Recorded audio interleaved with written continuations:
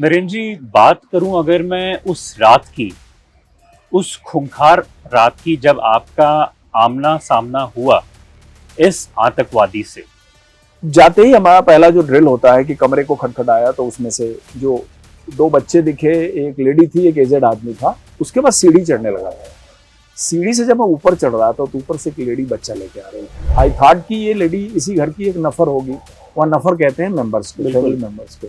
और उसके बाद जब फर्स्ट फ्लोर हमने सर्च किया, हमको कुछ नहीं मिला। सेकंड फ्लोर सर्च किया, कुछ नहीं मिला। फिर उसी सीढ़ी को फॉलो करते हम टॉप फ्लोर पर पहुंच गए।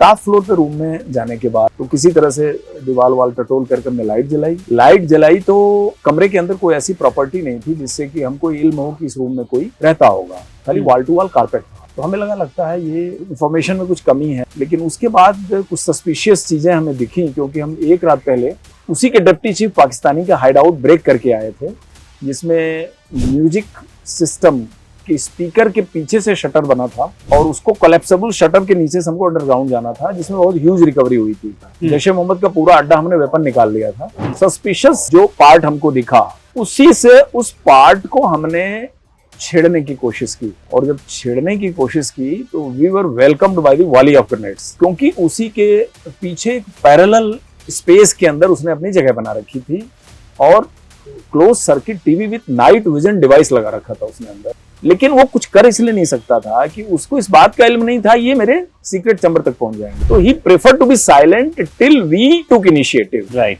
और उसके बाद की कहानी तो बस वो गोली ही चली और ग्रेनेड्स चले, और स्टन ग्रेनेड भी उसने चलाए कि जिससे धुआं हो जाए और धुआं के पर्दे के सहारे वो सीढ़ी पकड़ के भाग जाए।